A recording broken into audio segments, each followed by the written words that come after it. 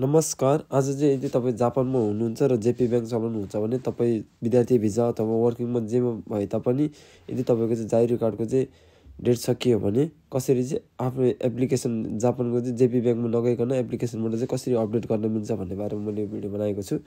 राम्रोसँग हेर्नु होला है। स्टार्ट गर्नुभन्दा अगाडि चाहिँ तपाईँहरूले चाहिँ यो युचो जाइरो कार्ड योमितोरी अप्री भन्ने यो एप्लिकेसन चाहिँ इन्स्टल गर्नुहोस् र काम गर्ने ठाउँको पनि सबै विवरण चाहिँ पहिले रेडी गरेर राख्नु होला है।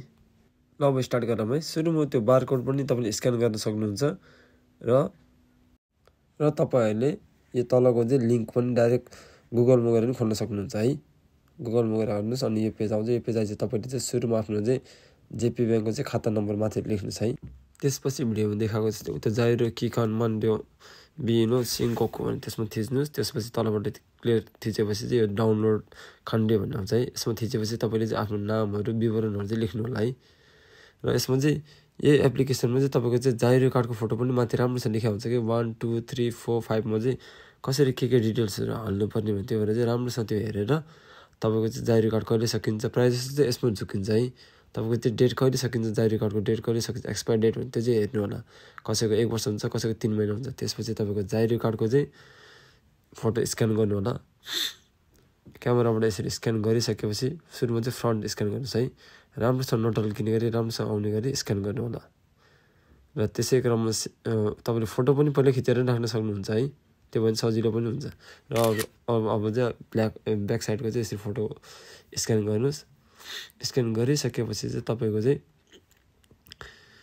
अलि तल गएपछि त चुकीमा थिच्नुहोस् है। चुकीमा थिचेपछि तपाईँको चाहिँ नेक्स्ट पेजमा आउँछ। नेक्स्ट पेजमा तपाईँको चाहिँ अघिको चाहिँ सबै भएन भनेर अनि यो चाहिँ जाइरो कार्ड चाहिँ योमितोरी अप्री हो होइन। अघि नै सुरुमा डाउनलोड त्यो यही हुन्छ है। त्यसमा ओपन गर्नुहोस्। ओपन गरिसकेपछि यो दुईवटामा फर्स्ट र सेकेन्डमा चाहिँ क्लिक गर्नुहोस्। अनि तपाईँको चाहिँ जाइरो कार्डको चाहिँ सबभन्दा टपको त्यो माथिको चाहिँ राइट साइडको चाहिँ नम्बर लेख्नु होला त्यसमा है।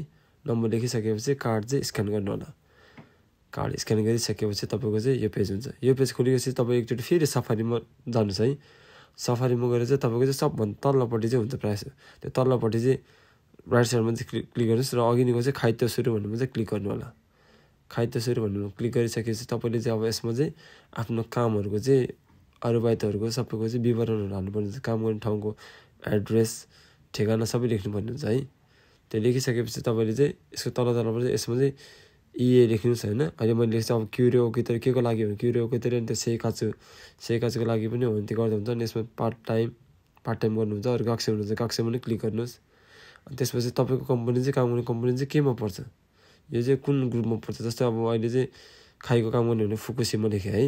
त्यस्तै यसमा चाहिँ तपाईँको कम्पनीको चाहिँ नाम त्यसमा तलपट्टि चाहिँ तपाईँको चाहिँ कम्पनीको चाहिँ एड्रेसहरू होइन। त्यही भएर पहिले मैले अघि नै सुरुमा भनेको चाहिँ तपाईँले चाहिँ पहिले डिटेल्सहरू राम्रोसँग लेखेर राख्नु भने तपाईँलाई सजिलो हुन्छ। अनि के काम गर्नुहुन्छ त्यसमा जस्तै किचनमा भने चिबो भन्ने भयो होइन। त्यसमा चाहिँ तपाईँको चाहिँ काम के हो खास अब सोनो हो कगाडी पनि हुन्छ। अनि तपाईँले चाहिँ अब महिनामा कति वर्षमा कति कमाउनुहुन्छ। यहाँको मन्थली 300 मान हुने यहाँको मन्थली 300 मान गऱ्यो एकचोटिमा कति निकाल्नुहुन्छ 10 मान 50 मानसम्म। र तपाईँको चाहिँ महिनामा कतिचोटि चाहिँ तोरी के गर्नुहुन्छ होइन। हप्तामा 1 दिन गरे पनि जति गऱ्यो त्यो चाहिँ नर्मली तपाईँले जति गर्नु त्यही गर्नु होला है। पैसा चाहिँ कहाँबाट आउँछ क्युरियो भने क्युरियोमा टिक गऱ्यो त्यो तल इए फेरि इए गर्नुहोस् है।